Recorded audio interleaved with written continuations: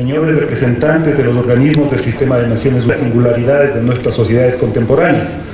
Agradezco a la CEPAL la posibilidad de inaugurar esta reunión y saludo a las 32 distinguidas delegaciones asistentes. Quisiera dejar algunas observaciones con ustedes. Ningún porvenir sería predecible sin contemplar el factor poblacional. La demografía, los cambios poblacionales, las migraciones son fundamentales para enfrentar los dilemas de la humanidad de hoy. El concepto de capacidad de carga, que se define como el nivel de población máximo que puede soportar un medio ambiente dado sin sufrir un impacto negativo importante, es esencial para entender los comportamientos demográficos. La capacidad de carga depende de la cantidad de alimento, hábitat y agua. La capacidad de carga nos permite distinguir en términos cuantitativos y cualitativos la biología humana de la del resto de las especies animales. A diferencia de la biología animal, la capacidad humana depende de las consideraciones sociales y culturales. Esto se estudia generalmente en demografía por medio de las curvas logísticas de crecimiento de Bertrand. Una población biológica no humana, singular y naciente, tiene posibilidades de aumentar su población porque encuentra condiciones naturales y nutrientes adecuados. En un segundo momento crece en forma exponencial, pero en un tercer momento llega a una capacidad de carga máxima a partir de la cual la población permanece estable o decrece. En cambio, las poblaciones humanas no se guían por condiciones naturales, definen sus propios parámetros de lo que implica su orden social, sus límites y expectativas. Los humanos nos apropiamos de la capacidad de carga de los ecosistemas mediante el consumo de materiales y energía. Pero el concepto de capacidad de carga nos ayuda también a entender por qué hay desigualdades en los consumos de las poblaciones humanas en el planeta. Así, por ejemplo, un estadounidense promedio tiene un consumo exosomático de más de 200.000 kilocalorías por día, mientras que un habitante latinoamericano consume 36.000 kilocalorías por día, y hay habitantes africanos que consumen 3.750 kilocalorías, lo cual apenas supera las necesidades de supervivencia biológicas situada en los 2.500 kilocalorías promedio de una persona adulta. Y por cierto, los desbalances en el comercio exterior ayudan a comprender estas asimetrías, porque los países eufemísticamente llamados en desarrollo aprovisionamos a los países desarrollados de energía y alimentos baratos que les permiten tener a estos altos consumos. La fórmula IPAR, divulgada en un artículo pionero por los ecólogos Ehrlich y Jordan en 1971, evidencia el rol preponderante de la población, el consumo y la tecnología en el impacto planetario. Esta fórmula, que está denotada por I, que es el impacto que depende de la población, la afluencia, el consumo y la tecnología, complementa la aproximación anterior de la capacidad de carga, en tanto nos permite adentrarnos en la escala de esta problemática. En otras palabras, puede haber países con bajo consumo de recursos y energía por habitante, pero con poblaciones altas, por ejemplo el caso de la China o la India, que provocan un impacto ambiental fuerte. Por el contrario, hay países con poblaciones moderadas, pero con elevados consumos, verbigracia a los países europeos, que también provocan impactos fuertes. La tecnología, la ciencia e innovación son sin duda esenciales. Sin embargo, hay que reconocer las limitaciones. Entonces, hay que poner límites a la protección de la capacidad de carga por parte de las poblaciones más ricas del planeta. Si bien las tasas de crecimiento poblacional vienen reduciéndose en forma progresiva, la presión sobre los recursos, al igual que la disparidad en el consumo, nos obliga a repensar las políticas públicas en torno a la población. Esta cantidad enorme de energía que demandamos ahora nos domina. Recuperemos a Hegel y a su idea de alienación. Ningún producto emanado del humano debería dominar sobre él. Tenemos que poner la tecnología al servicio del ser humano y no al revés. Este es nuestro gran reto, nuestra filosofía y la que anima la idea del buen vivir, que es justamente la que nos permitirá desalienarnos, volver a construir un reino en el que predomine el humano por sobre la riqueza entendida solo como capital. Es, por sobre todo, la relación del ser humano con la naturaleza. En eso tiene que ver las políticas públicas demográficas que podemos diseñar para que tal relación en lo posible se mantenga lo más cercano y acorde a nuestro entorno. Contamos con la ciencia demográfica. Sus grandes avances nos permiten calcular ya las tendencias de crecimiento, tanto vegetativo como de movilidad, que tendremos que planificar en el próximo futuro. Todos estos temas seguramente formarán parte de las reflexiones de estos días. Uno de los objetivos de la reunión es el de examinar los avances registrados por los países latinoamericanos y caribeños en el cumplimiento de los compromisos asumidos en la Conferencia Internacional sobre Población y Desarrollo realizada en El Cairo en 1994. Lévi-Strauss, uno de los más influyentes intelectuales del siglo XX, decía en su reflexión acerca del pensamiento primitivo que, abro comillas, la humanidad ha pensado siempre bien, sin que importen los objetos de su conocimiento, cierro comillas. Esta característica propia de nuestra especie ha de ayudarnos a encontrar las mejores salidas para resolver los graves problemas demográficos que hoy nos acosan, entre ellos la movilidad interna y externa, el envejecimiento y derechos de las personas mayores, los derechos de los pueblos indígenas y poblaciones afrodescendientes. Bienvenidos y bienvenidas. Muchas gracias. De la República del Ecuador, economista Rafael Correa.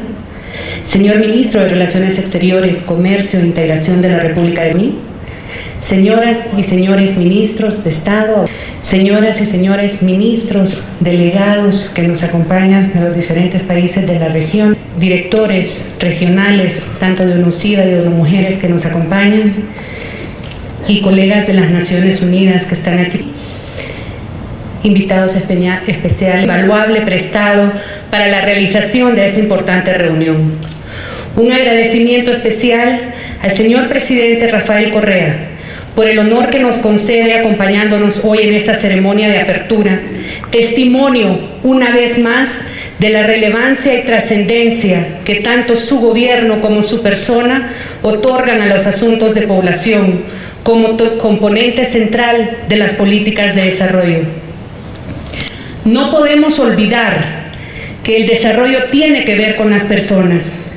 Este fue el mensaje claro de aquellos delegados y delegadas gubernamentales, representantes de sociedad civil y activistas que participaron en 1994 en la Conferencia Internacional sobre Población y Desarrollo del Cairo. Fue allí donde se rompió el paradigma. Fue ahí donde se colocó a las personas y sus derechos en el centro del desarrollo, con especial atención a las desigualdades de las mujeres. No debemos olvidar que a pesar de las diferencias, delegados de 179 países y otros participantes de las más diversas ideologías políticas, proveniencia social o cultural, abrazaron un conjunto amplio y visionario de recomendaciones que se convirtieron en el plan de acción de la CIPD. Hoy, cuando nos acercamos a los primeros 20 años de este compromiso, en un escenario político, social, económico y demográfico diferente, se plantea la necesidad de volver a examinar los contextos, las estrategias y replantearnos las prioridades de la Agenda del Cairo. El Comité Especial de Población y Desarrollo pretende concentrar su atención este año en el análisis de los vínculos entre población, territorio y desarrollo sostenible, un tema de gran relevancia para el actual debate mundial, en particular en el marco de la celebración de la Conferencia de Naciones Unidas sobre Desarrollo Sostenible que se realizó recientemente en Río.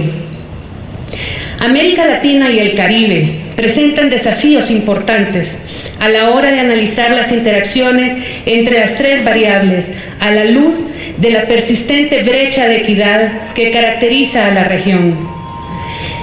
Si el vínculo estrecho entre dinámicas demográficas y territorio es evidente, también es evidente que es en el territorio que se plasman las desigualdades y se definen las agendas pendientes de desarrollo que aún subsisten en nuestra región. El crecimiento demográfico, la distribución y la composición de la población han sido objeto de notables cambios sin precedentes e imprevistos en la región de América Latina y el Caribe desde mediados del siglo XX. La población pasó de 167 millones de personas en 1950 a más de 590 millones en el año 2010 y se prevé que alcanzará 729 millones de personas para el año 2050. La mayoría de este crecimiento se ha dado en las ciudades. De hecho, hoy día, 3 de cada 4 personas en la región viven en ciudades. Es indiscutible que nuestra región ha tenido importantes avances de un crecimiento significativo. Sin embargo, es también indiscutible que varios indicadores de mortalidad y fecundidad reflejan importantes diferencias en relación con patrones etarios, socioculturales y territoriales, apuntando a una brecha de equidad en la región. El derecho de acceso a servicios de salud sexual y reproductiva, incluyendo a métodos voluntarios de planificación familiar, todavía dista de ser una realidad en la mayoría de los países, particularmente para ciertos grupos, como las poblaciones indígenas, las poblaciones rurales, campesinas y pobres, y así como las adolescentes y jóvenes, que siguen encontrando barreras médicas, socioculturales y legales para el acceso. Un indicador esencial de esta brecha de la equidad es el porcentaje de embarazos en adolescentes, que no solo no ha disminuido en la región, sino que ha mostrado incluso un aumento en algunos de los países. Es importante señalar que la región de América Latina y Caribe, con 80 nacimientos por cada 1.000 mujeres entre 15 y 19 años de edad, registra la segunda tasa más alta de fecundidad específica en adolescentes después de África subsahariana. Se requiere entonces del compromiso de los gobiernos para la implementación de políticas públicas que reconozcan los derechos y las necesidades de los y las jóvenes, incluido el acceso a programas de salud sexual y reproductiva, incluyendo la planificación familiar y una educación sexual integral. Quisiera en este sentido hacer un reconocimiento especial al Gobierno de Ecuador y en especial a usted, señor presidente, que comprendiendo la importancia de estos temas, ha puesto en marcha un programa emblemático, el Plan Nacional de Planificación Familiar y Prevención de Embarazo Adolescente, ENIPLA, que ha permitido abordar de una manera multisectorial, sistemática y consistente esta problemática. Como Fondo de Población de Naciones Unidas, nos ha complacido haber tenido la oportunidad de apoyarles técnicamente en esta iniciativa tan importante. Finalmente, el rápido descenso de la fecundidad del pasado nos ha legado además una ventana importante de oportunidad para la región en términos de su estructura y su población actual. La transición demográfica está avanzando en la región. En los próximos 15 años, las tasas de dependencia de la región se mantendrán en un mínimo histórico, ya que la población se concentra en edades laborales. Hoy en día, de los 105 millones, es decir, 1 de cada 5 personas en la región son jóvenes, y se estima que su número alcanzará su punto máximo en los próximos 5 años. Sin embargo, la región de América Latina y el Caribe al mismo tiempo enfrenta un rápido fenómeno de envejecimiento. Los gobiernos de la región están llamados a utilizar el enorme potencial de esta gran cohorte de jóvenes, aprovechando la oportunidad de aumentar la inversión productiva y social, anticipando al mismo tiempo un aumento del gasto en seguridad social y de salud para una población que estará envejeciendo en las próximas décadas. Es momento de promover e invertir en oportunidades educativas y laborales que materialicen el potencial que representa cada joven para su país. El no hacerlo hipotecará el futuro no solo de los jóvenes, sino que el futuro de nuestros países. En resumen, la región de América Latina y el Caribe presenta una serie de lagunas en políticas importantes que indican claramente dónde y cómo se podría jugar un papel más eficaz en la promoción del desarrollo, en la reducción de la pobreza y la desigualdad y en la promoción de los derechos humanos básicos. Finalmente, en nombre del Fondo de Población de las Naciones Unidas, invitamos a las delegaciones de los países las desigualdades de acceso a...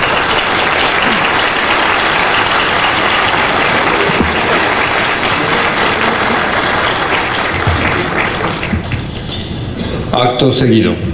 Palabras de la señora secretaria ejecutiva de la ministro Ricardo Patiño Aroca Falconi, miembros del cuerpo diplomático y Marcela Suazo, colega asociada en esta empresa de hoy, señor representante del PNUD, Diego de Estadísticas e Información de Cuba, especial de la CEPAL sobre población entre 2010. Quiero expresar en primer lugar nuestro reconocimiento y agradecimiento al gobierno del Ecuador y especialmente a usted, señor presidente, que hoy con el entusiasmo, la amistad, el cariño, la calidez que nos han recibido para esta organización de este evento.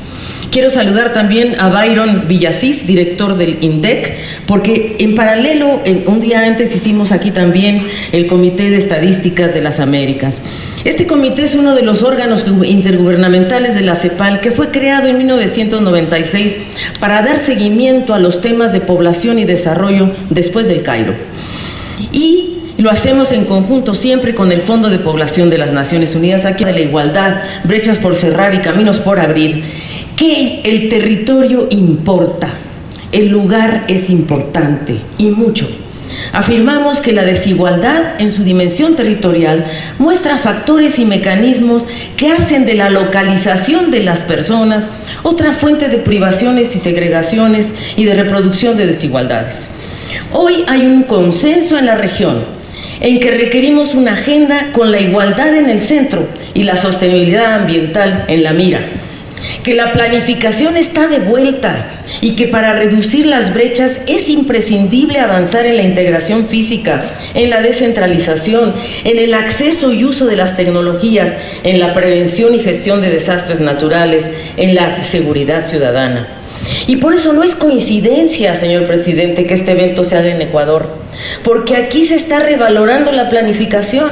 Con CEMPLADES estamos iniciando una estrategia conjunta de trabajo de aquí a 2 años y estamos revalorándola en toda la región y sobre todo el rol del Estado con una visión estratégica de largo plazo, donde se coloque al desarrollo y los derechos territoriales en el centro de la agenda política, como lo hicieron ustedes en su Constitución del 2008, en donde han dado valor estratégico a la integración social y territorial en la diversidad, poniendo en el centro precisamente a la igualdad, con base en una ciudadanía con titularidad de derechos.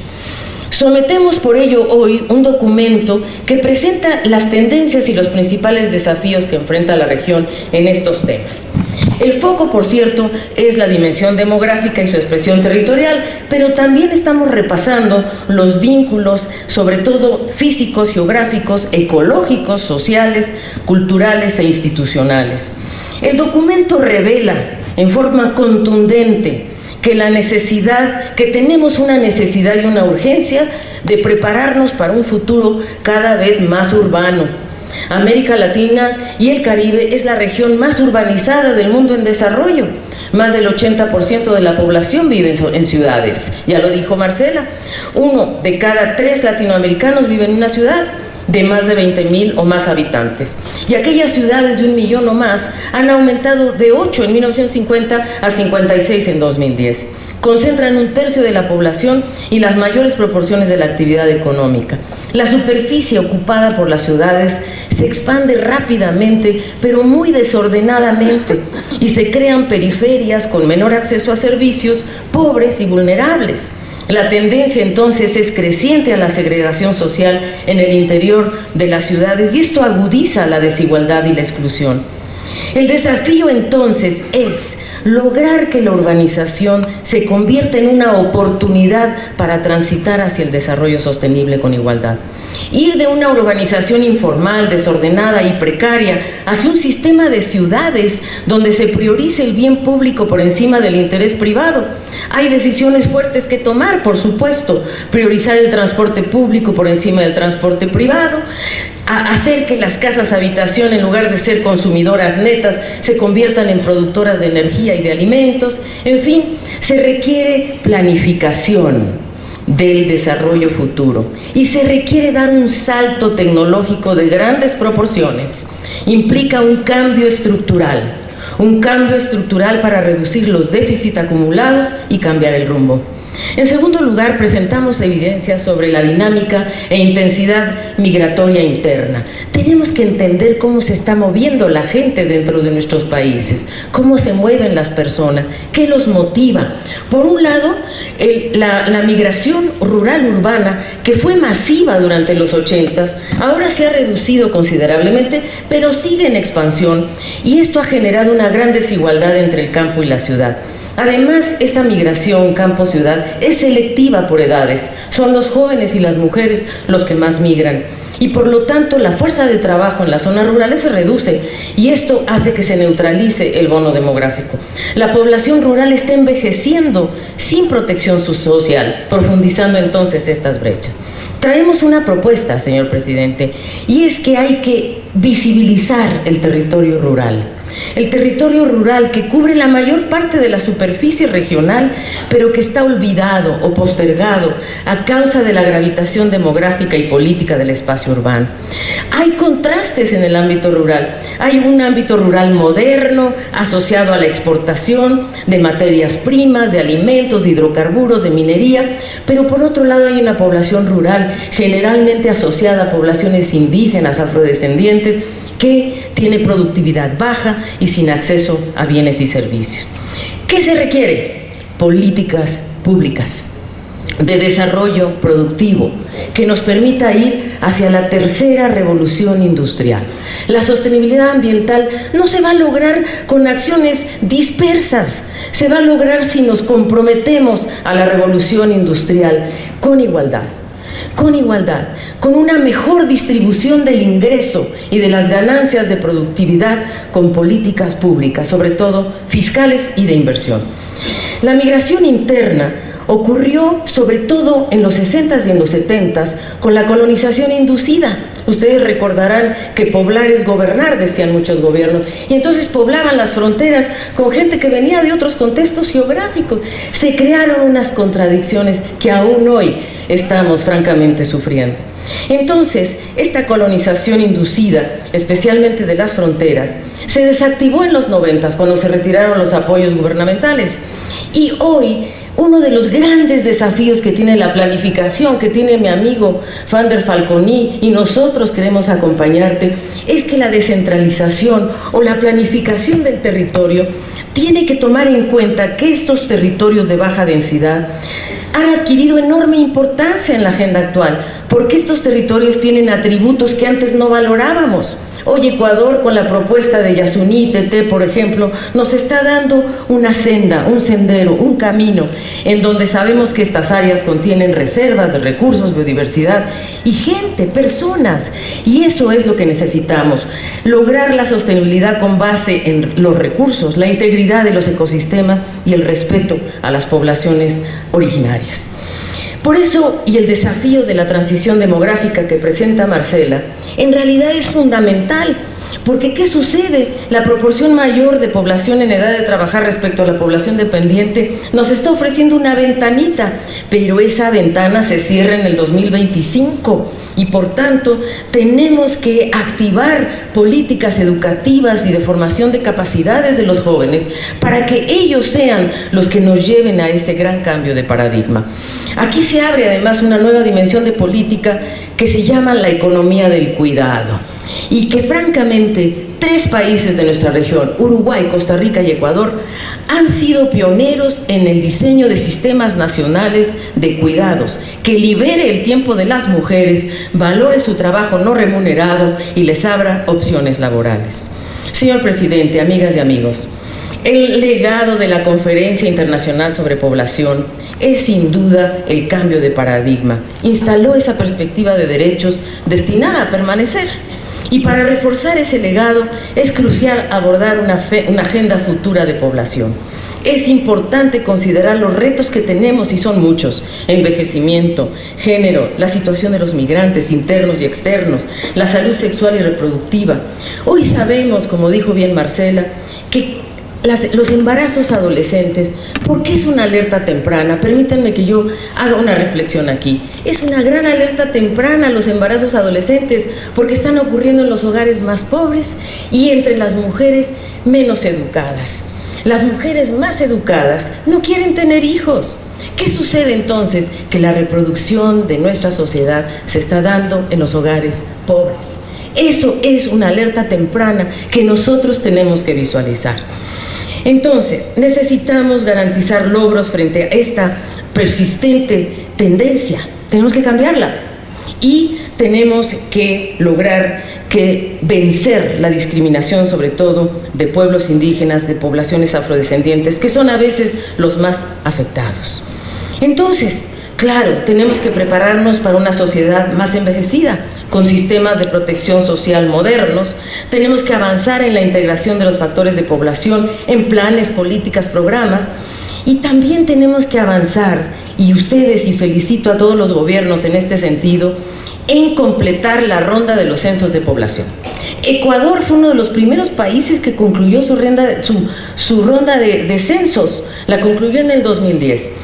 Y les voy a decir qué hizo Ecuador, y aquí está la vara alta para todos los países, debo decir, y es que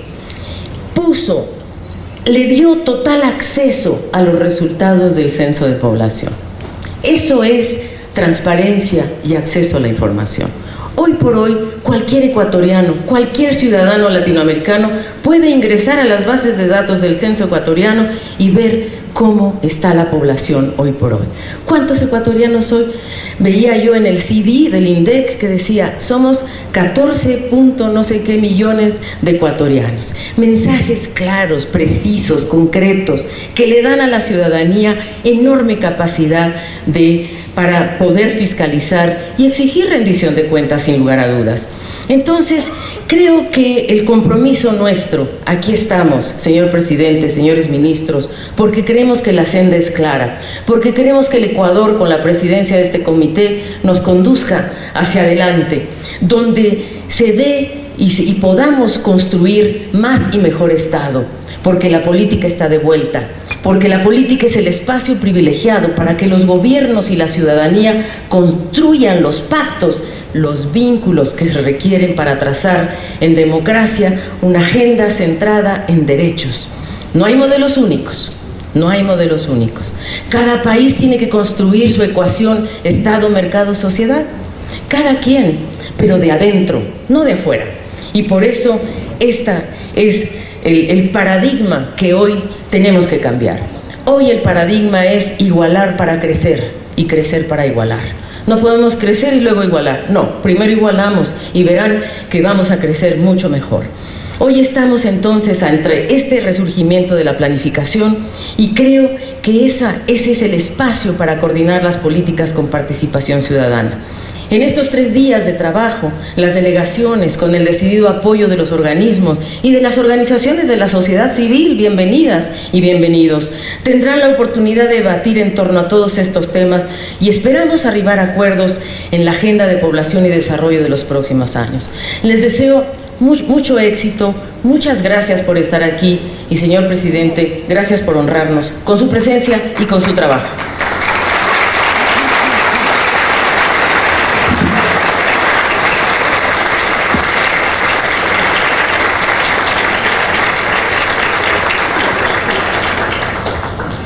Intervención del señor presidente constitucional de la... Gracias. Ciudad de la República del Ecuador, de la Patria Grande, presentes en la indicación social, señoras y señores invitados especiales, la sociedad civil, decía Alicia, ¿no? Que no somos representantes de la sociedad civil. Punto para debate.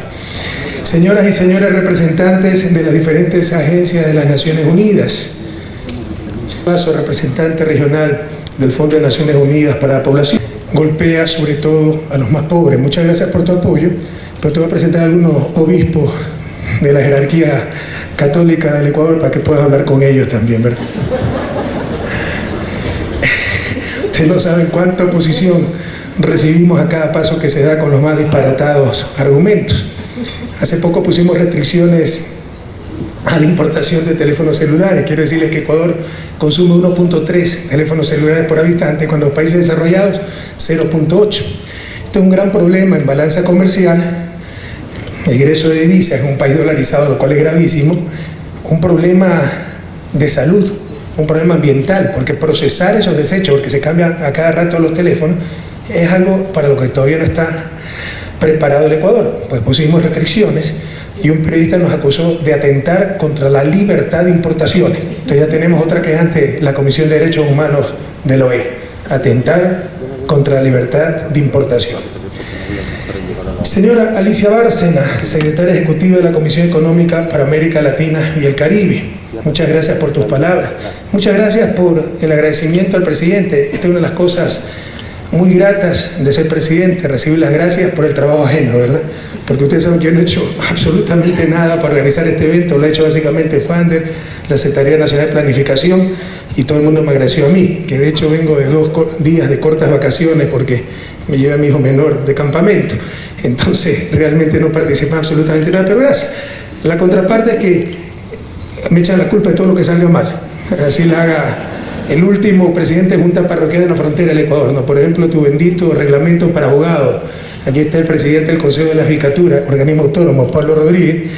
Han hecho un reglamento para los abogados, que creo muy necesario. Lo sé por concepto, no lo he leído, no lo conozco. Para sancionar a los abogados que utilizan malas prácticas desleales, demoran los juicios, como eso no tiene costo, entorpecen la acción de la justicia. Me parece muy pertinente el reglamento, pero ya recibo Twitter de ciertos gremios de abogados diciendo que no van a permitir que me imponga con mi reglamento. Entonces yo hice también ese reglamento. Bueno, señor Diego Zorrilla, coordinador designado del Sistema de Naciones Unidas en el Ecuador, señoras y señores ministros y secretarios de Estado presentes, señor Fander Falconi, secretario nacional de Planificación y Desarrollo, señor Pablo Rodríguez, presidente del Consejo de la Judicatura de Transición, señor Ricardo Patiño, ministro de Relaciones Exteriores, Comercio e Integración. Primero, un gran abrazo a todas y a todos, especialmente a ti, Alicia. Sinceramente, no vengo muchas veces, la mayor parte de las veces, a esta clase de eventos. La agenda presidencial es extremadamente intensa, pero me di tiempo para poder participar con ustedes, tener la alegría, el honor de estar con ustedes en un evento tan importante, pero sobre todo por tratarse de una organización a la que queremos profundamente, a la que todos aquellos que tenemos algo de formación económica en los 70, 80, la llevamos muy en el interior, es parte de nuestra formación profesional, y me refiero a la Comisión Económica para América Latina, que con sus muchísimos aciertos y probablemente también muchos desaciertos, errores, fue hasta esto que estamos construyendo hoy en día, algunos movimientos políticos, algunos centros de pensamiento, algunos gobiernos en ejercicio a través de secretarías como la Secretaría de Planificación del Ecuador. Aparte de esto que le hemos llamado el socialismo del siglo XXI, del buen vivir, esa escuela estructuralista, cepalina, con gente tan brillante como Rolprevi, Singer, Zunkel, aquí nuestro Germánico Salgado, fue el más claro intento en toda la historia de América Latina hasta ese momento de pensamiento propio. Les insisto, con aciertos y errores, pero aunque sean eran nuestros errores, no los errores que nos mandaban desde el exterior, como sucedió en la larga y triste noche neoliberal en el consenso de Washington, consenso que para vergüenza de los latinoamericanos no participó ningún latinoamericano, pero así era el etnocentrismo. Burocracias internacionales en Washington, con el Departamento de Estado de dicho país, se pusieron de acuerdo sobre lo que querían era solucionar todos nuestros males, y a eso le llamaron consenso, y en función de eso dirigimos las últimas 2 décadas las políticas sociales, económicas en nuestra América, con desastrosos resultados. Pero más allá de esto, dentro de esa crisis, una de las mayores crisis fue la crisis de pensamiento. Ni siquiera nos atrevimos a pensar por nosotros mismos. Gracias a Dios eso está siendo superado y estamos seguros, mi querida Alicia, que ahí la CEPAL tendrá nuevamente ese rol preponderante que tuvo en época de posguerra. Y ya lo has dicho, por ejemplo, priorizar el interés público sobre lo privado. Ejemplo, transporte público, lo dijiste, transporte público sobre transporte privado. También te voy a presentar a otro presentador de noticias que funge de analista, todólogo, ¿no? Opina sobre economía, opina sobre el incendio que tuvimos hace 2 días, opina de la final de la Copa Libertadores, de todo. Pero es consistente, en toda la tontería, ¿no? Es decir, el denominador común, hay que reconocer que es consistente. En todo caso, hemos puesto restricción a la importación de vehículos. Vehículos que se nos han disparado las importaciones crean un problema en balanza comercial, consumen gasolina subsidiada, lo cual cuesta miles de millones de dólares al erario público, consumen llantas importadas, congestionan. Aquí en Quito hay cerca de 400.000 vehículos, uno de los problemas de la ciudad es el congestionamiento, crean peligro para la salud, el smog para el ambiente. Pusimos restricciones, pues el profundo análisis fue que esa no era la solución, sino que la solución, porque estamos impidiendo el sueño de las familias ecuatorianas cada una tener un carro, la solución es que tenemos que construir más vías. Entonces, con ese criterio, Quito tendrá que aguantar unos 400.000 carros adicionales, lo cual es absolutamente imposible, ¿no? Te lo voy a presentar para que lees tus puntos de vista y lo ilustres un poquito. Bueno, queridas amigas y amigos de nuestra América, bienvenidas, bienvenidos a esta región de la Patria Grande, tierra de cóndores y de colibríes. Bienvenidos a este país, para aquellos que nos visitan desde el extranjero, pequeño en extensión, unos 270.000 kilómetros cuadrados, de Sudamérica Latina, portuguesa y española, de habla portuguesa y española. Somos el segundo país más pequeño, solo Uruguay es más pequeño que Ecuador, pero somos el país megadiverso más compacto del mundo. Tenemos cosas que nadie más tiene, o muy pocos países tienen, como por ejemplo todavía grupos en aislamiento voluntario. Y es pequeño en extensión, pero es enorme en sueños y esperanzas. Bienvenidos a la mitad del mundo. Ojalá la puedan visitar, el monumento, la línea equinoccial, los experimentos que se hacen ahí, ¿no? Si se ponen de un lado la línea, el agua gira en una dirección cuando destapan algún recipiente, y del otro lado de la línea gira del otro lado. Y en la mitad exacta cae vertical el agua. Muy interesante. Bienvenido a la mitad del mundo, en donde el sol cae tan perpendicular que no produce sombra. También se pueden casar en la capilla de la mitad del mundo. Y la novia del lado del hemisferio, en el hemisferio norte, y el novio en el hemisferio sur. Nuestras montañas, coronadas con nieve eterna, son las más cercanas al sol, por estar en la línea equinoccial. Y esto también en muy pocos países se encuentra, ¿no? En los países que están en la línea ecuatorial normalmente son de clima tórrido. Aquí pueden recorrer 20 kilómetros y encontrar el Cayambe, prácticamente en la línea ecuatorial, pero con nieves eternas. Frente a las costas del Ecuador continental se encuentran las Islas Encantadas, las Islas Galápagos, donde Charles Darwin sustentó su teoría de la evolución de las especies, donde acaba de fallecer el último individuo de una especie de tortugas de la isla Pinta, que le llamaban el solitario George. Hicimos todo lo posible por salvarlo, por reproducirlo, pero fue imposible. Y cada vez que se extingue una especie es una tragedia para la humanidad entera. Ojalá reflexionemos sobre la gravedad de estas cosas. ¿Por qué se extinguió? Porque hasta antes de que Galápagos sea parque nacional, pues se depredaban libremente toda esa clase de especies, básicamente las Galápagos. Y nuestra selva amazónica forma parte del más grande pulmón del planeta. Allí se puede encontrar en tan solo 1 hectárea de terreno más especies de árboles que en toda América del Norte. En este fascinante país vivimos más de 14 millones de seres humanos, entre ellos 14 nacionalidades indígenas, afrodescendientes, montuios de la costa, cholos, le hemos llamado pueblos ancestrales, todos herederos de culturas milenarias, con muchas lenguas aborígenes, inmensos saberes ancestrales, por lo que Ecuador, con su nueva constitución de 2008, fue declarado país plurinacional y multicultural. Gente hermosa y única, con todos los colores en la piel, con el alma abierta a las hermanas, a los hermanos de la tierra. Un abrazo interminable al Ecuador, el país de la mitad del mundo. Mi patria morena, que tiene los sueños tan altos como el vuelo del cóndor andino, el ave voladora más grande del planeta, y la magia y la fascinación del diminuto picaflor, o quinde, como lo llamamos aquí en Ecuador, el único pájaro del mundo con la capacidad de volar hacia atrás. Las ciudadanas y los ciudadanos que trabajan día a día para levantar el sol, para construir la patria que soñamos y que merecemos, les reciben con cariño, le dan la bienvenida y les invitan a sentirse como en su casa. Y ojalá tengan tiempo de visitar este país, que realmente es un país único, un país maravilloso.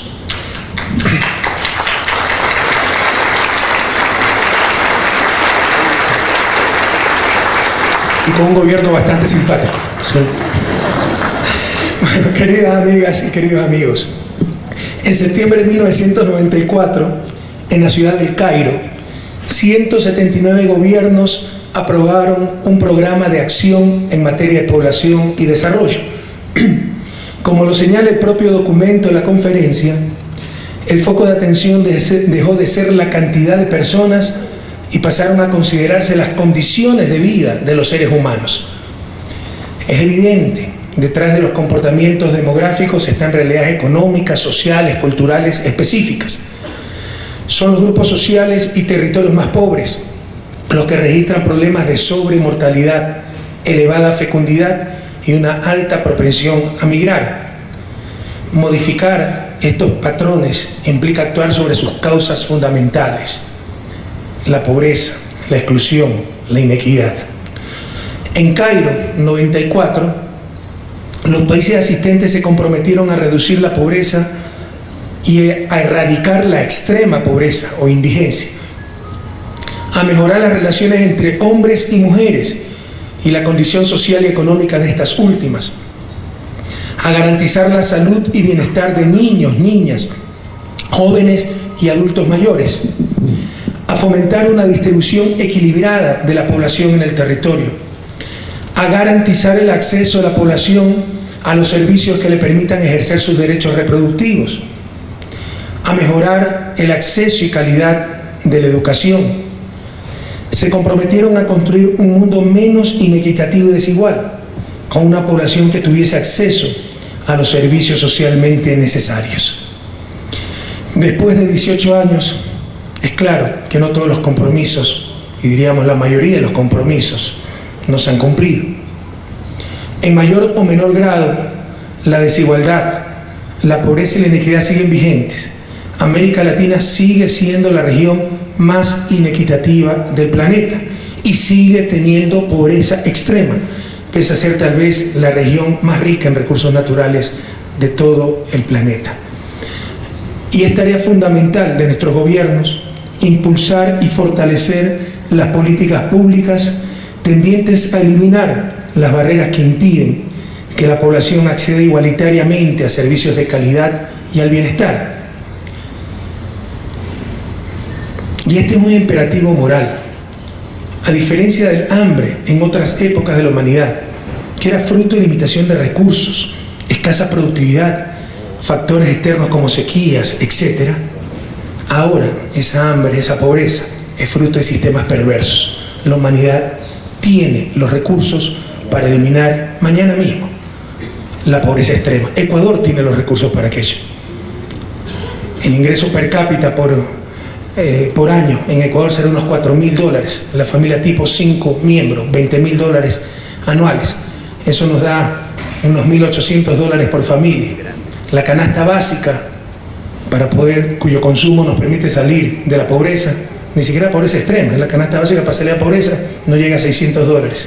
Es decir, con una distribución equitativa, que todos sabemos que es imposible e indeseable. Pero el mensaje es que se puede hacer mejor.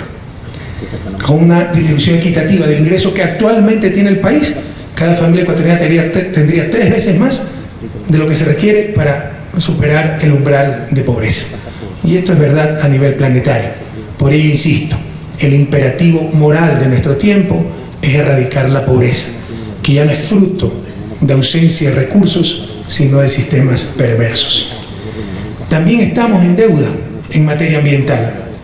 No todos reconocemos la relación armónica que debe existir entre la población y la naturaleza, y los que lo reconocen, sobre todo a nivel de gobiernos, es para decirlo políticamente correcto, pero de la retórica a la práctica hay un abismo, como nos lo acaba de mostrar lastimosamente Río +20. Y esto pasa, encontrar esta relación armónica entre población y naturaleza pasa por redefinir uno de los conceptos que sirven de título a este encuentro, el concepto de desarrollo.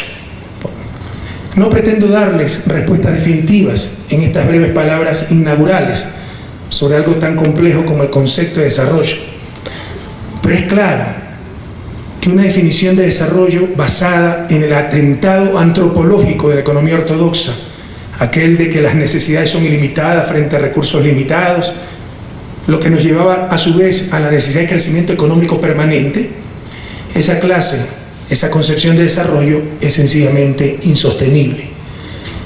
Pero también es indeseable, como nos demuestran las nuevas investigaciones sobre felicidad.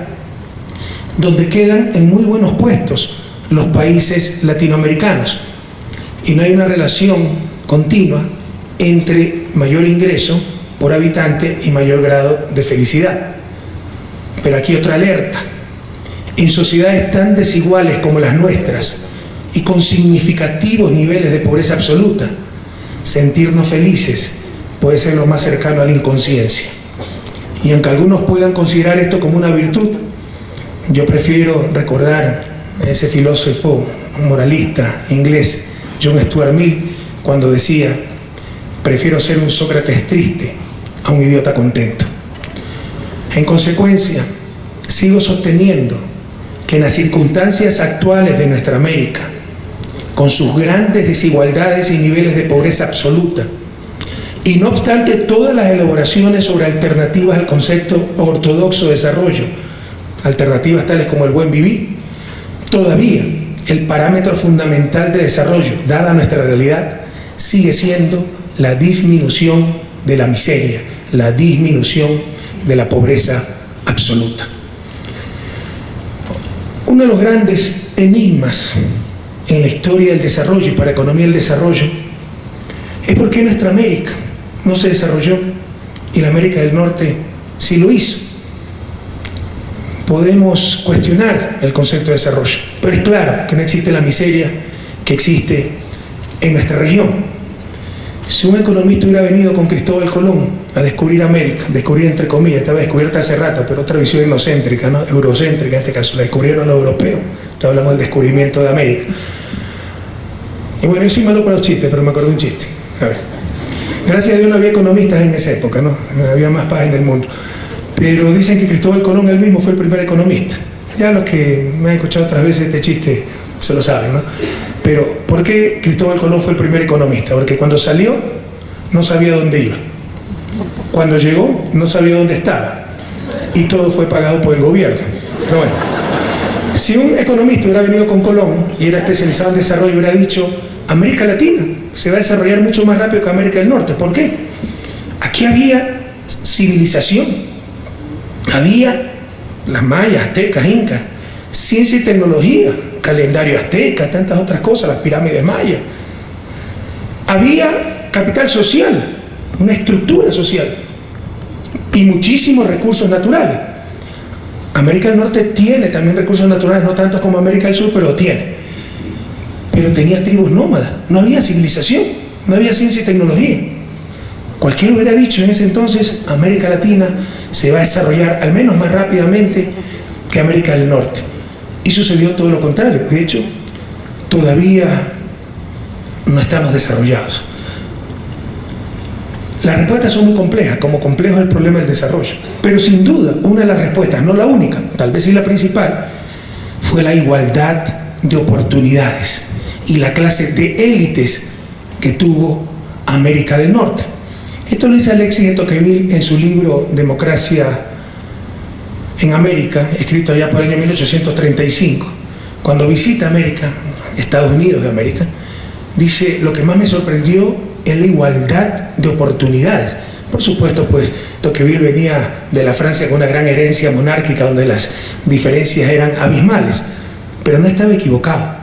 Había igualdad de oportunidades. Aquí nunca las hubo. Hubo sometimiento, condicionamiento, diferenciación. Nuestras élites utilizaron los frutos del progreso no para distribuir y mejorar el nivel de vida de los demás, sino para excluirse, para discriminar, para hacer sus barrios de lujo, sus colegios de lujo, sus clubes de lujo y seguir en su burbuja haciendo exclusión del resto. Y en Estados Unidos también hubo élites excluyentes. Y muchas veces esto no es por malos, cuidado. No se trata de malas o buenas personas, se trata ya de mentalidad, de visión.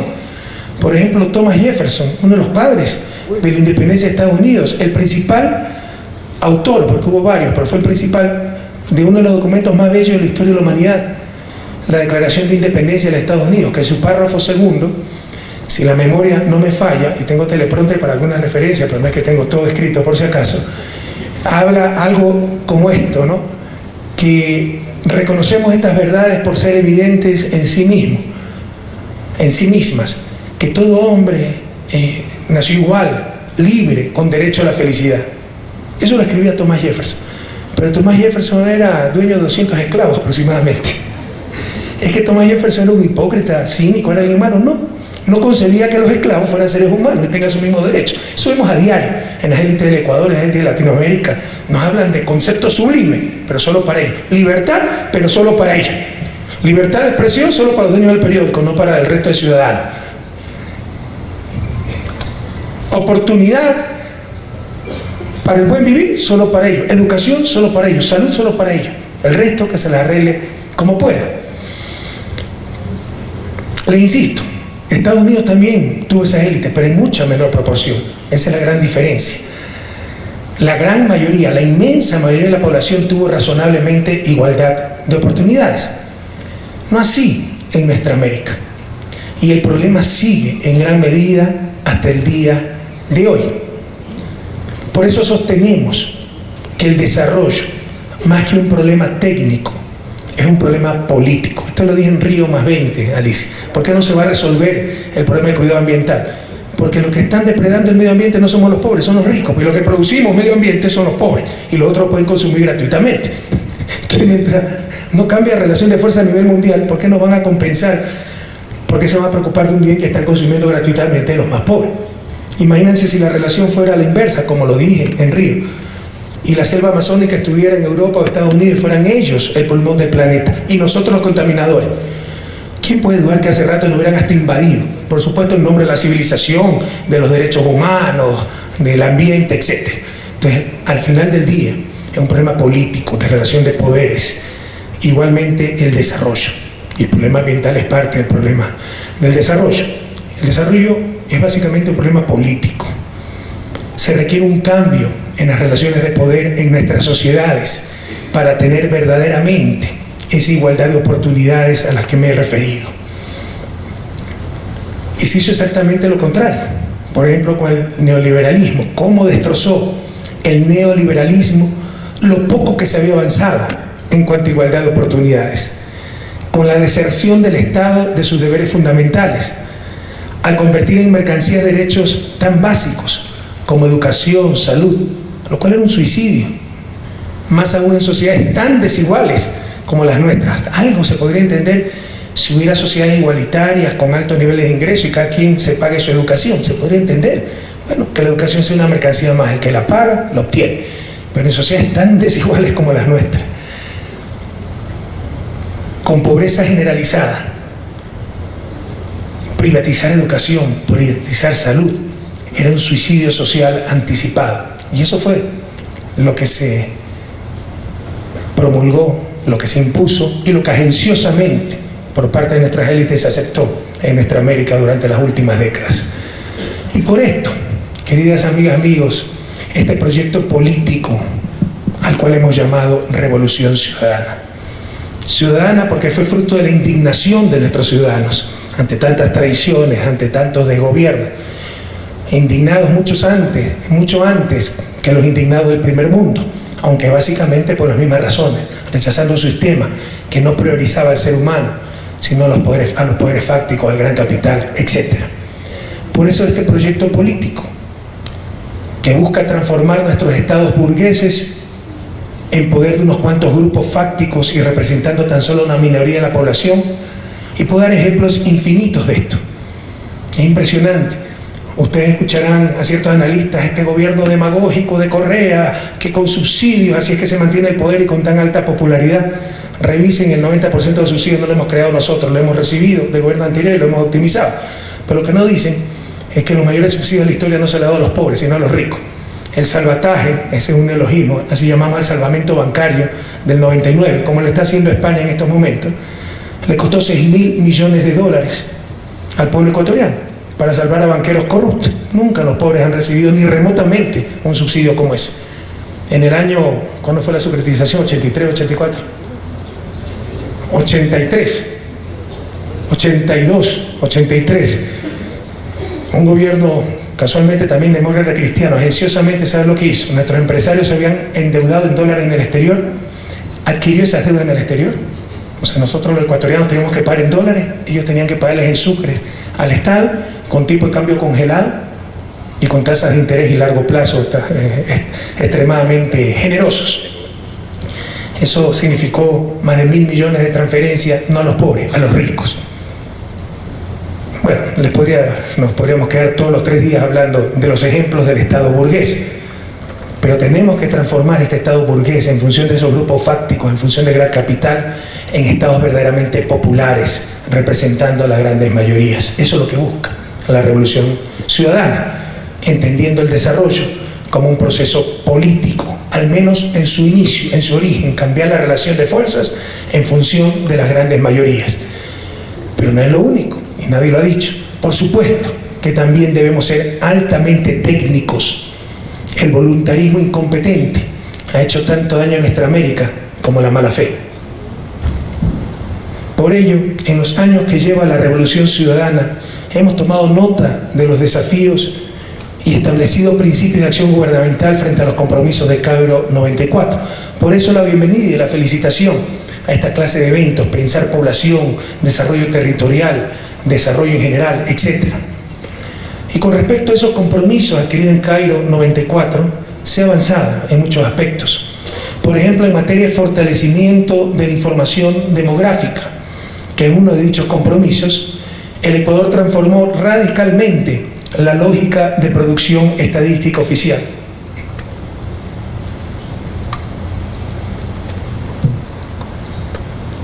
Antes de la llegada de la Revolución Ciudadana, en los gobiernos neoliberales, aunque ustedes no lo crean, la estadística pública carecía de financiamiento. No existía institucionalidad sobre la información, y hasta los proyectos más básicos como los censos de población eran financiados por organismos internacionales. Y si no daban la plata no se hacían los censos, o se causaba retrasos y por supuesto pérdida de soberanía, puesto que las preguntas del censo de población se decidían en oficinas ajenas al Estado y muchas veces fuera del país. Hoy el Ecuador no solo que invierte recursos en estadística, sino que la democratiza esta estadística, pues permite el libre acceso a la información a todos los ciudadanos y ciudadanas. Antes del 2007, el instituto responsable de las estadísticas, que es INEC, Instituto Nacional de Estadística y Censo. ¿De dónde es INDEC? Tú dijiste INDEC. ¿Ese es de dónde? De Argentina. Este es INEC, este es ecuatoriano nomás, no argentino. No, queremos mucho a los argentinos, a pesar de 4-0. Ya vamos a declarar a Lionel Messi persona no grata en Ecuador, por si acaso. Antes del 2007, el instituto responsable de las estadísticas tenía 300 usuarios mensuales. Hoy tiene 110.000 usuarios mensuales. Y nos hablan de que aquí no hay libertad de expresión, libertad de información. Adicionalmente, el Ecuador ha creado un sistema nacional de información cuyo objetivo en el largo plazo es el de generar información y estadística en base a registros administrativos, no en base a investigaciones directas. Los países más avanzados con un buen registro civil de nacimiento, de funciones, no tienen que hacer censos de población. Esperamos que el próximo censo de población sea el último en la historia del país, porque habremos llegado a tal nivel de finura, detalle en nuestro registro civil que automáticamente podremos actualizar la estadística poblacional. Esta meta, ambiciosa pero alcanzable, le permitirá al país ganar oportunidad en la provisión de datos, ahorrar recursos importantes y contar con indicadores fundamentales para la planificación, de forma frecuente y de mayor calidad. Un logro ligado a esta política estadística es el de que la gestión pública se sustenta ya en datos reales y no especulativos. Así nos hemos liberado de cifras tendenciosas, como la de riesgo país. Dicho sea de paso, nos mejoraron la calificación de riesgo. Eso va contra mi currículum, contra mi prestigio. Ya voy a ver qué hago para que no la bajen de nuevo. Ya me voy a imaginar, ¿no? Indicadores como este famoso riesgo país que pretendían orientarnos hacia objetivos geopolíticos y dependientes de los conocidos organismos internacionales como el Fondo Monetario y el Banco Mundial. Este cambio, en el caso particular del Ecuador, nos ha permitido saber que la población es de 14.5 millones y que durante los últimos 9 años creció a una velocidad promedio anual de 1.9%. Si seguimos con este crecimiento poblacional, duplicaríamos nuestra población en un lapso de 37 años.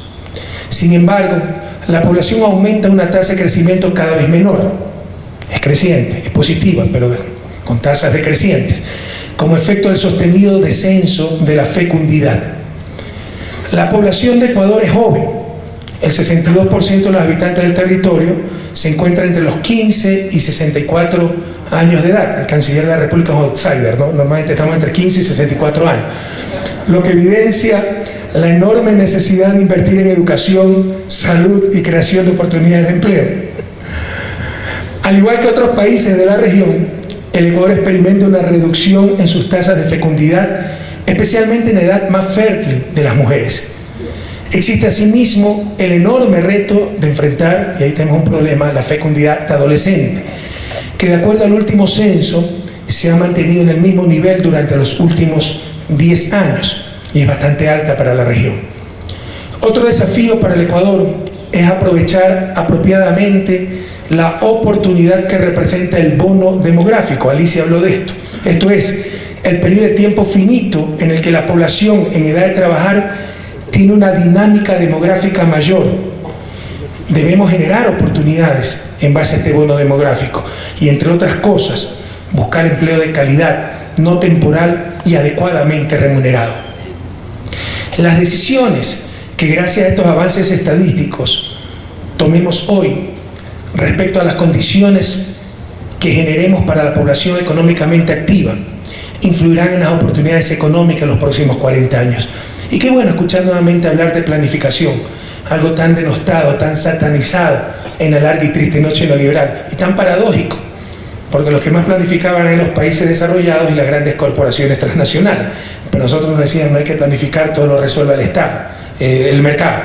Y aquí fuimos extremos impresionantes. Se desbarató toda una institucionalidad de la planificación que venía de la época estructuralista y se la redujo a una oficina adscrita a la Presidencia de la República. Hoy hemos recuperado esa capacidad de planificación. Tenemos una extraordinaria Secretaría Nacional de Planificación dirigida por Fander Falconi, que hace unos trabajos realmente interesantes. Y obviamente tenemos un Plan Nacional de Desarrollo y otros ejercicios muy importantes e inéditos a nivel de historia del Ecuador y a nivel regional en cuanto a planificación. Y qué bueno que nos hablen también de las políticas públicas, porque nos decían que no se necesitaba política pública, no se necesitaba acción colectiva. Todo lo resolvían los agentes buscando su propio fin de lucro, ¿verdad? El cuento neoliberal, más parecido a la religión que a la ciencia, pero algunos todavía creen en esas cosas. Pero cuidado se da lo que se daba en la parte económica en el neoliberalismo, ahora en la parte de derechos y políticas públicas sociales. En la parte económica dijeron el Estado es un inútil, el propio mercado, y con la contradicción de que apoyados por burocracias internacionales, ellos nos van a dar la ruta hacia el desarrollo. Ya vimos los resultados. Ahora hay un embate similar, pero en el ámbito de políticas públicas en cuanto a derechos sociales. El Estado no tiene que opinar. Son ciertas organizaciones de la sociedad civil, por eso me preocupa un poco ese nombre. O sea, nosotros no somos la sociedad civil, somos marcianos seguramente, no de nada vale ganar elección. Pero gente sin ninguna legitimidad democrática, sin rendir cuenta a nadie, ellos son los que tienen que hacer las políticas públicas. Hay tendencias muy fuertes con respecto a esto. Cuidado, caemos en el grave error de satanizar la política, que es la forma racional en que la sociedad toma sus decisiones. Y si se toman malas decisiones, esa persona cada 4 años puede ser sancionada en las urnas, tiene que rendir cuenta. Cuidado, legitimamos cosas que no tienen mucho que ver con la democracia. Y ese es otro de los desafíos, lograr todo lo que estamos diciendo, pero en democracia. También otro logro, o más que logro, ámbito en el que hemos avanzado mucho, es el ámbito laboral. En concordancia con lo establecido en la Constitución, decretamos la ilegalidad de la tercerización del trabajo. ¿Qué era esto? No sé si se lo conozca así en otros países de América Latina, pero era básicamente que yo ponía una empresa y los trabajadores me contrataban una tercera empresa. Así eludía estabilidad, reparto de utilidades, obligaciones laborales. Aquí se llegó a extremos tales que la principal cementera del país, con ventas de más de 600 millones de dólares por año, en un juicio laboral decía que tenía 0 empleados. Eliminamos esa explotación laboral con nombres rimbombantes, ¿no? Tercerización. Fortalecimos el cumplimiento de los derechos laborales, sobre todo en sectores de la población económicamente activa que han sido históricamente relegados. Una ley que no la hicimos nosotros, pero sí la hemos aplicado con mucha firmeza, permite a los discapacitados encontrar trabajo, porque una empresa de más de 25 trabajadores tiene que tener al menos el 4% de trabajadores con discapacidad. Pero en otra dimensión, también recuperamos la dignidad del trabajo doméstico, por esas cosas que nadie entiende. Cuando llegamos al gobierno, el salario mínimo era $150, ahora es $292, pero el salario de las empleadas domésticas era $80. Recién ahora estamos derogando con un proyecto de ley urgente una cláusula del Código Penal, del Código Laboral, que habla que esas empleadas domésticas solo tienen una tarde libre cada 15 días. Nadie entiende cómo sucedieron estas cosas, pero todo eso estamos remediando, ¿no? Dignificando las diferentes clases de trabajo. Tales esfuerzos se han concretado en mejorías en la calidad del empleo, incrementando sustancialmente el ingreso real de los trabajadores, entre otras cosas. En diciembre de 2006, la restricción de consumo de la canasta básica con respecto al ingreso familiar mensual era del 34.1%, mientras que para diciembre de 2011 fue el 14.8%, la más baja de la historia del país. Esto significa que solo con el ingreso familiar, con los salarios actuales, solo queda un poquito menos del 15% de canasta básica sin cubrir. La brecha antes superaba el 30%, había habido épocas en que llegó al 60%, la brecha de consumo, como también se llama.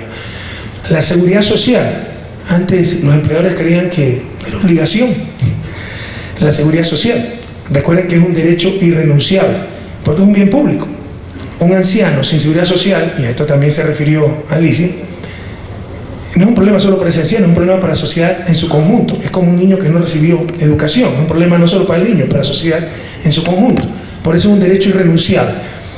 Cuando en el 2011, hace más de un año, propusimos en una consulta popular para evitar esta elusión de la obligación de asegurar en la seguridad social a los trabajadores, propusimos que se sancione con penalización, es decir, con cárcel, porque es un robo, el robo de la vejez tranquila de los trabajadores. Salieron dirigentes,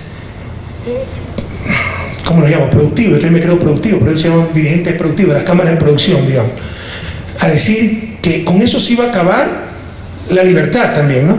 Porque ellos le podían preguntar a sus trabajadores si querían que los afilie, y el otro decía no lo afiliaban, y le daban la plata que le descontaban para cotizar al Seguro Social. Esos eran los argumentos.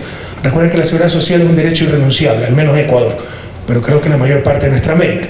Esa seguridad social ha incrementado su cobertura de manera significativa, muy significativa. El porcentaje de personas ocupadas que se encuentran afiliadas a la seguridad social pública pasó del 39% en 2006 al 59% en 2011. Hemos tenido un incremento de 20 puntos porcentuales, pero nuestra Constitución estipula la seguridad social universal, no solo para fuerza laboral, como la define la economía mercantil, porque ustedes saben que las madres de familia que se dedican a quehaceres domésticos no son parte de la fuerza laboral, no son población económicamente activa, son población económicamente inactiva, pese a que puede estar trabajando 16 horas diarias en el hogar. ¿Por qué? Porque no produce bienes para el intercambio. Esos son los sesgos de la economía mercantil, ¿verdad? Bueno, esas madres también tienen que estar afiliadas. Estamos diseñando una nueva ley para que todo ecuatoriano, en forma contributiva, no contributiva, con participación del Estado, sin ella, tenga la afiliación a la seguridad social. Y con esto hemos destrozado los principios de la economía ortodoxa y su, entre comillas, mercado laboral. Perdónenme mi ignorancia como economista, pero tampoco entendí nunca eso en mercado laboral, como que si los seres humanos fueran mercancía, ¿verdad? Si las papas bajan de precio, las papas no van a salir a protestar aquí al frente del hotel. Bajen el salario a un ser humano y verán como si tienen esas protestas, entre otras cosas que lo diferencian al sistema laboral de los mercados de bienes y servicios. Pero esto destroza los principios de la economía ortodoxa que nos decía que para aumentar cantidad de trabajo había que disminuir salarios reales y generar calidad de trabajo, derecho a los trabajadores. Hemos hecho exactamente lo contrario. Hemos mejorado sustantivamente la calidad del trabajo. Los salarios reales están en su nivel más alto de la historia del país. La afiliación a la seguridad social, la estabilidad laboral, eliminando tercerización, etc. Y con todo ello, tenemos las tasas de desempleo más bajas de la historia del país y de las más bajas de toda América Latina.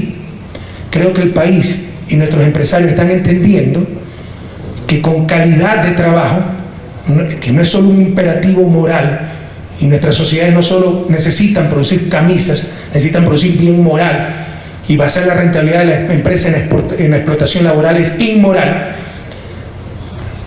Creo que el país y nuestros empresarios han entendido que con trabajo de calidad, además de un imperativo moral, también es un imperativo técnico, porque permite la dinamización de la economía, permite que le compran sus productos, permite mejorar la productividad de ese trabajador en beneficio de su propia empresa, porque se siente motivado, se siente bien tratado. Un trabajador tercerizado, sin estabilidad, dependiendo de una tercera empresa, ¿por qué iba a mejorar productividad? ¿Por qué se iba a capacitar? ¿Por qué se iba a esforzar?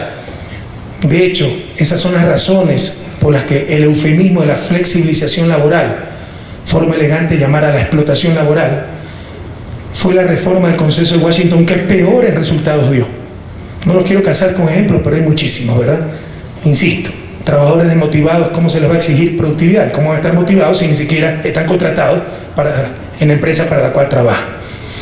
Y ojalá, pronto a través de organismos como UNASUR y la propia CEPAL, a las finales, Alicia, con todo respeto, que es un gran campo de acción para CEPAL, tengamos políticas laborales regionales y básicamente salarios mínimos regionales para evitar la barbaridad que ocurrió en la larga y triste noche neoliberal, donde para atraer inversión extranjera, capital extranjero, los países no competían mejorando productividad, mejorando eficiencia, sino precarizando su fuerza laboral, abaratando el costo del trabajo, haciendo caer los salarios reales. Y de esta forma, el sudor, el esfuerzo de nuestros trabajadores fueron a enriquecer a las empresas del primer mundo. Ojalá ese absurdo nunca más sea en nuestra América, y aquí tiene un rol preponderante CEPAL, UNASUR, entre otros, para hacer políticas laborales regionales, y ojalá algún día lleguemos a salarios mínimos regionales. ¿Y cómo superar el chantaje de explotación versus desempleo? Nos suben salarios, cierro puestos de trabajo.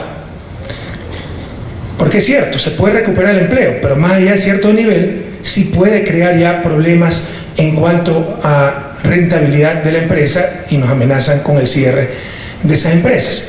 Pues en Ecuador le compartimos a ustedes una experiencia que tenemos bastante novedosa, creo que única en el mundo y bastante exitosa hasta el actual momento, para conciliar esa tensión capital-trabajo, impedir que el capital se enriquezca en base a la explotación laboral, pero a su vez impedir un mal mayor que sería el desempleo, que es lo que tenemos en Ecuador y lo establece nuestra Constitución y ya está siendo aplicado. Un salario mínimo, que como su nombre lo indica es un mínimo para evitar un mal mayor, que es el desempleo, pero no es de ninguna manera el salario justo ni el salario digno. Ese lo hemos establecido en función de lo que requiere la familia para cubrir la canasta básica, y está en unos $350, el salario de la dignidad lo hemos llamado, mientras que el salario mínimo es de $292. Pues bien, nuestros empresarios pueden pagar el mínimo, pero no les pueden declarar $1 de utilidad hasta que hasta el último de sus trabajadores haya recibido el salario digno. Es decir, hasta que cada trabajador de esa empresa haya recibido sus $350 como salario, se reparte el 100% de utilidad.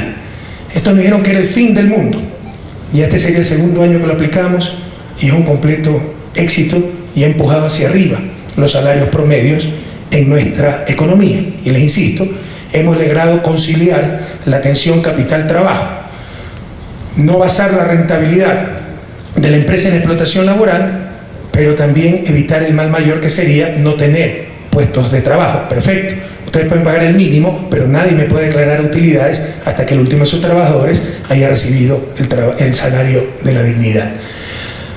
Nuestros retos, queridos amigos y amigas, deben contemplar además dos fenómenos que son comunes en América Latina. Lo mencionó también Alicia, lo mencionó Marcela. La creciente urbanización y las disparidades territoriales.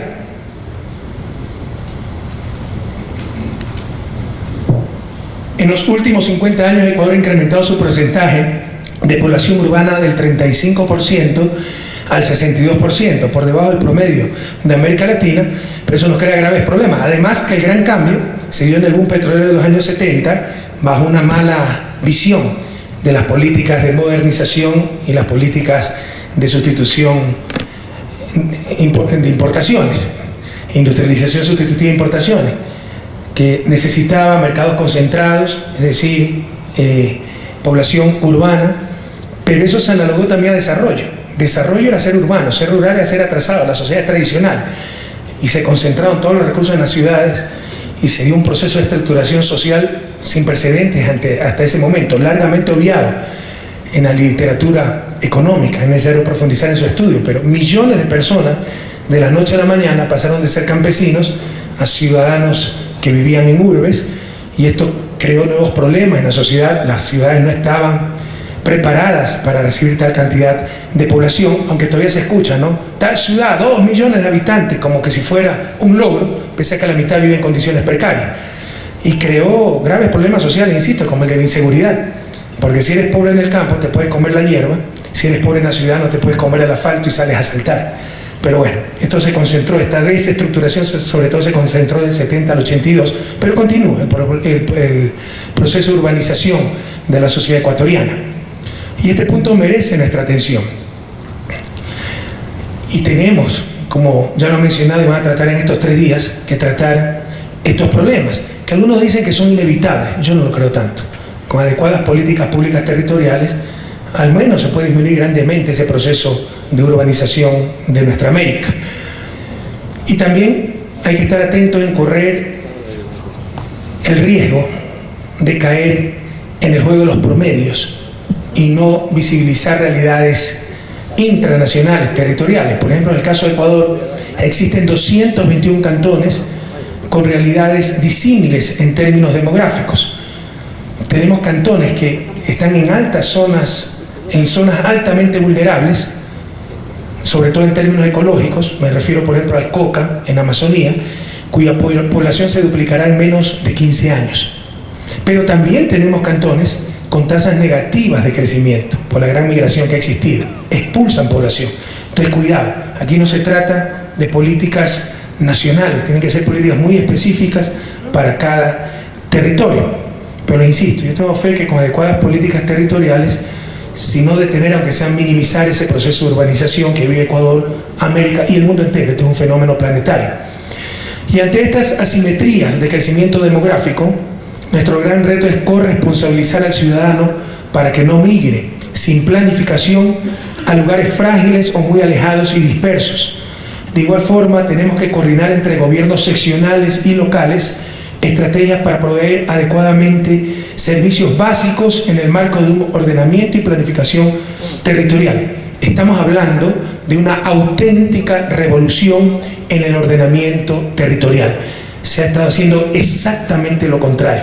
Los peores servicios en el sector rural, en las ciudades pequeñas, en las ciudades intermedias, todo concentrado. Ecuador tenía 2 polos de desarrollo, entre comillas, desarrollo, Quito y Guayaquil. El resto prácticamente recibían recursos marginales. Tenemos que darle la vuelta a esto. Hemos avanzado mucho, pero todavía nos falta una revolución en este sentido. La revolución en cuanto a ordenamiento territorial. Y continuando con las disparidades dentro de nuestro territorio, nuestra fecundidad a nivel nacional en promedio es 2.4, pero existen territorios donde la fecundidad llega a 4. Por eso les insisto, aquí hay que tener políticas orientadas territorialmente y no políticas generales a nivel nacional, lo cual nos puede llevar a grandes equivocaciones. Estas diferencias de fecundidad se muestran también con respecto a pertenencia étnica y zona de residencia de la población. Son los grupos sociales más pobres y las mujeres que residen en el área rural las que registran un mayor número de hijos en promedio. Por eso, mi querida Marcelita, te ruego que le hables a algunos obispos que hacen política opositora al gobierno. En verdad se oponen a todo, ¿no? Pero se oponen también a una responsable y seria planificación familiar cuya ausencia, tengámoslo todo claro, todos muy claro, perjudica a los más pobres. Queridas amigas y amigos, estamos conscientes de que las dinámicas poblacionales dependen de variables muy complejas y que actuar sobre estas implica incidir sobre realidades económicas, sociales y culturales muy diferentes. Para ello es necesario contar con organismos e instrumentos con capacidad técnica, con credibilidad firme. Nosotros felizmente ya tenemos una Secretaría Nacional de Planificación Quiero decirles que me siento orgulloso de esta Secretaría. Creo que es de lo mejor que tenemos, y creo que es de lo mejor a nivel regional, dirigida, como les decía, por Fander Falconi, el PhD en Economía Ambiental, y el Instituto Nacional de Estadística y Censo, que también ha mejorado muchísimo y está produciendo estadística de muy buena calidad, instituto adscrito a esta Secretaría de Planificación, con cuya información podemos generar políticas articuladas, oportunas, adecuadas. Si bien los avances son muchos e importantes, Ecuador, al igual que otros países de la región, cuyas delegaciones están aquí presentes, tienen todavía muchos desafíos que enfrentar. Agradezco la invitación a este importante evento y en nombre de los y las ecuatorianas reitero nuestros compromisos fundamentales: mejorar los registros de modo que podamos manejar con calidad y eficiencia las políticas demográficas actuales, vigilar el crecimiento urbano y el despoblamiento del campo, insistir en alcanzar equidad, igualdad y eliminar la pobreza, sobre todo la pobreza extrema. En Latinoamérica y el Caribe hemos compartido décadas y siglos de opresión y devastación. Y si nuestros problemas han sido similares, justo es que hoy compartamos también las soluciones que vamos implementando en cada uno de nuestros países para consagrar todo nuestro esfuerzo a la construcción de un futuro de plenitud para nuestros pueblos. Felicidades y mucha suerte en este evento. Hasta la victoria siempre. Días, amigas.